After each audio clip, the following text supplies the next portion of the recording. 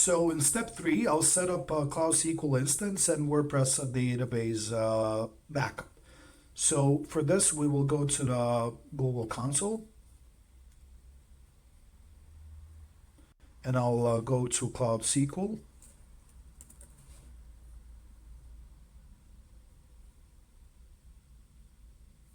And I'll click on create instance and I'll choose MySQL. And of course, because I'm doing it for the first time, I need to enable the API. And once that's done, you'll be greeted with the screen. And since I want to make this as cheap as possible, I will select the enterprise version, which you can see reflects greatly here the cost. And as part of the edition preset, I will select sandbox because I need this many resources for this instance. Select MySQL 8, the version. Instance ID, I'll just call it the one.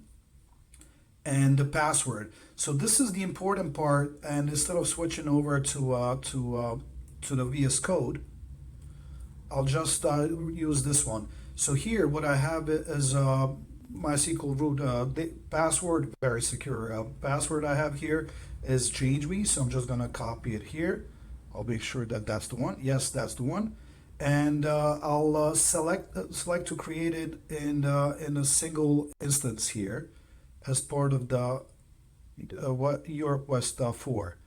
I don't know if you can see this on the screen because yeah, I don't think you can see this, but I'll scroll and then you'll see it. And then I'll also click on show configuration. So this is the part where I configured the Europe West 4. And then I'll also want to select the machine type. And again, I want to be this as cheap as possible. So I'm going to select shared code, and I'll select to be this instance. Data cache, I won't enable it. Storage, for storage I'll leave SSD and 10 gigabytes because this will give me the performance I need. And connections, so here I'll actually leave it on public IP. You really shouldn't be doing this because then all of the traffic will be coming in through public IP. But later on, I'll show you how to change it to private IP and what I was showing with the direct egress, VPC egress. But that's for later. Data protection, I'll this is actually a useful feature because these backups are very, very cheap. So I'll leave this on. So it's going to take daily backups. I don't need really the enable point in time recovery, so I'm going to disable it. And maintenance. So this is when it's going to automatically update everything on its own. I can set it, I don't know, on Sunday, for example, we'll add for between 3 a.m. and 4 a.m. And flags, I'm not going to select any flags.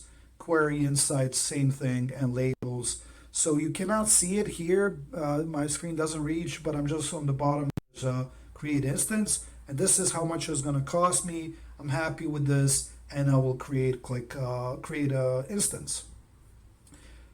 Please note this will take a while. So now on the bottom again, you cannot see it because of my face is there, but it says it's creating the instance, and here we have how it looks like. Instance is being created. This may take a few minutes, and it will take a few minutes. And so while this is happening, I will just pause the video as it will take a while. So once our MySQL instance has been created, I will just go to databases and click on create database, and I will again refer to what we have as Zen, and in this case it's going to be called WordPress. So I'll even copy paste it so I don't make any mistakes. So WordPress, I'll leave all of this as it is and click create. And our database has been created. So next thing that we want to do is create a user that can connect to this database, and this user in our case is going to be called admin. well, in both cases, actually, I should be looking at this part. But they're the same, so I'm just going to call it admin. And I will, again, password will just be, actually, it should be this one. It's just going to be change me. And I'll allow any hosts, and I will just click on add. Just want to make sure it's correct. Yes, it is. Add.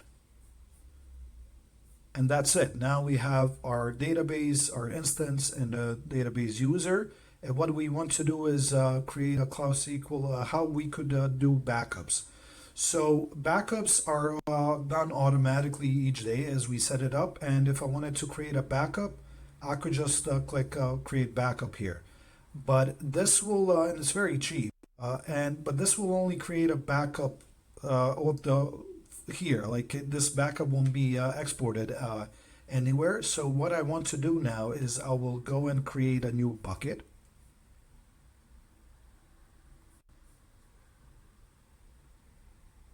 I'm going to click on Cloud Storage,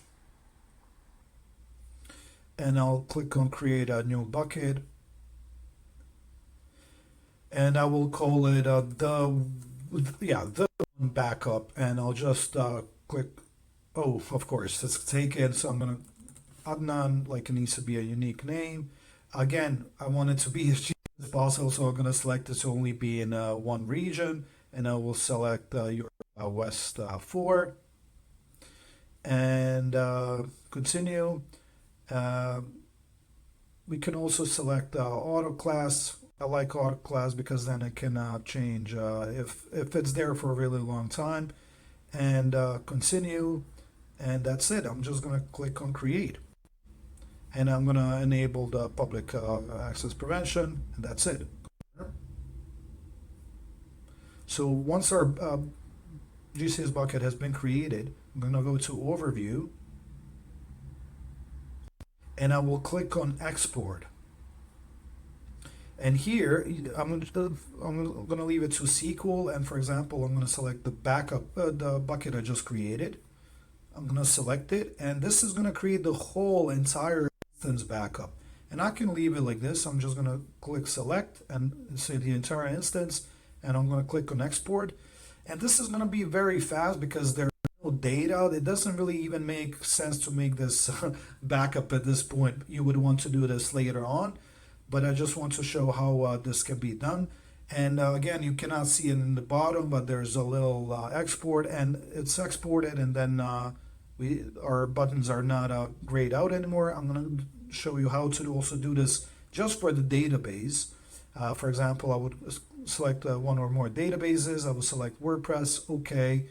Again, the it where the backup will be exported to, and I'll just call it WordPress backup like this, and select. And I'm going to click on export. I just realized you don't see the export button as part of my screen, but just trust me at this point. And if I go back to the bucket, I can already see one because it's created while the database one is still creating, so it might not show up immediately. And there we see both of our backups. And if we wanted to, we could it and we could restore it like that, and that's how that works. But that concludes the step 3. So now we'll be moving to the next step.